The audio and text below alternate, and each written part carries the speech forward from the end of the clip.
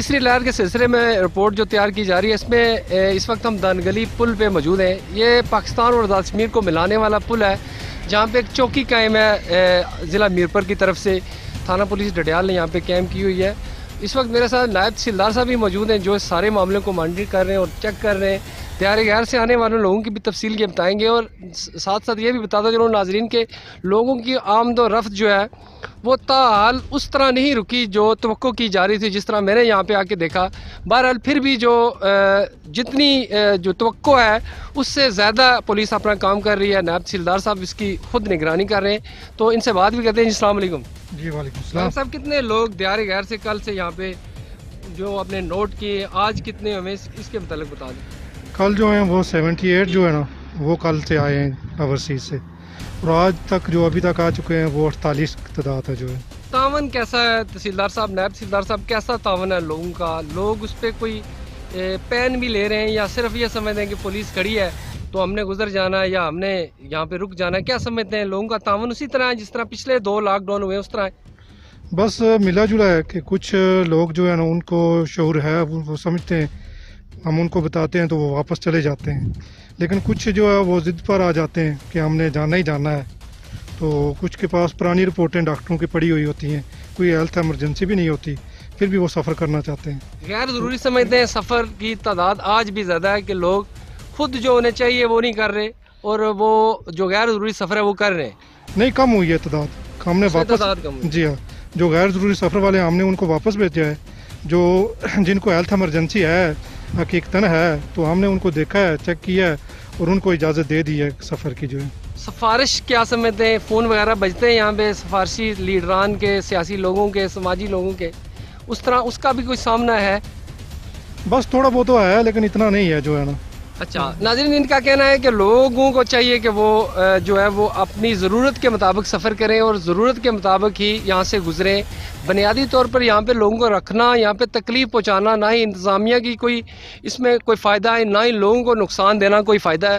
بنیادی طور پر یہ سوشل ڈسٹینس اور غیر ضروری سفر اور ایک دوسرے کے درمیان فاصلہ رکھنا ہے۔ ضلع انتظامیہ نے یہ جو فیصلہ کیا ہے یہ صرف ضلع میرپور کے اندر کیا ہے، آزاد کشمیر کے باقی اضلاع میں اس کا کوئی اطلاق نہیں ہے، کوئی کسی قسم کی کوئی رکاوٹ نہیں ہے۔ آپ یہاں سے جہاں پہ میں کھڑا ہوں یہاں سے صرف آدھے گھنٹے کی مسافت پر کوئی کرونا کا جو وہ نام و نشان نہیں ہے۔ آپ جو ہے وہ میرپور کی وہ جو چوکی ہے وہاں سے آگے جائیں تو وہاں سے بھی آگے کرونا کا تصور نہیں ہے۔ اور سب سے اہم بات جو ہم بتانا چاہ رہے ہیں کہ دیار غیر کا یہ شہر ہے، دیار غیر سے آنے والے لوگ جو کہ کرونا کی تیسری لہر میں شدید متاثر ہوئے ہیں، ان کی اموات بھی بہت زیادہ ہوئی ہیں۔ 49 کیسز جو ہمارے اس وقت انتہائی سیریس حالت میں DHQ میرپور میں ہے، اور یہاں پہ بھی سیمپلنگ ابھی میرے وہ محکمہ صحت کے اہلکار سے بات بھی ہو رہی تھی، وہاں پہ بھی آج بھی سیمپلنگ کی گئی ہے، ان کی تعداد بھی 24 کے قریب ہے۔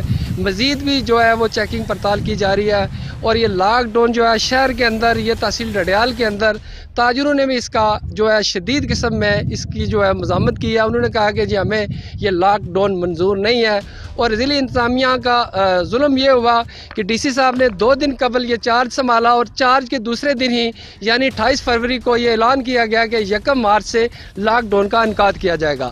لاک ڈاؤن سے ہونے والے نقصانات، یہ مکمل لاک ڈاؤن پہلی 2 لہروں سے زیادہ شدید لاک ڈاؤن کیا گیا، جس میں کریانہ، کھانے پینے والی اشیاء، دیگر تمام چیزیں بند کی گئیں، اور آج احتجاجاً لوگوں نے سبزی اور گوشت، مرغوں والی دکانوں کو بھی بند رکھا۔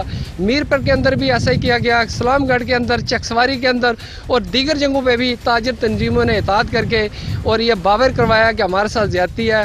عام لوگ بھی پریشان ہوئے، ہوٹلوں پہ کھانا کھانے والے لوگ بھی پریشان ہوئے، حتیٰ کہ یہ سرکاری ملازمین جو ہیں، پولیس اہلکاران ہیں جو کھانا ہوٹلوں سے کھاتے تھے، انہیں بھی دشواری کا سامنا کرنا پڑا۔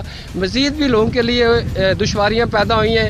میری ضلع انتظامیہ سے گزارش ہے کہ اس پہ غور و فکر کریں، ایسی SOPs تیار کی جائے، ایسی پلاننگ کی جائے، اور سب سے بڑی بات ہے کہ DC صاحب نے پرسوں چارج سنبھالا ہے، SSP صاحب اس سے قبل بھی اس 2 کرونا کی لہروں سے گزر چکے ہیں. DHO فدا کیانی صاحب ان لہروں سے گزر چکے ہیں. ADHO جناب ندیم فضل دار صاحب یہاں سے گزر چکے ہیں. ان کو چاہیے تھا کہ اجلاس میں بیٹھے وہ اہم ایسے فیصلے کرتے کہ آج جو اتنی صورتحال خراب نہ ہوتی. میری اطلاعات کے مطابق آئندہ 2 دنوں میں لوگ روڈوں پہ نکل آئیں گے. لوگوں کی غذائی قلت کا سامنا کرنا پڑ رہا ہے, لوگ شدید مشکلات کا بھی شکار ہیں اور یہ لاوا پک رہا ہے.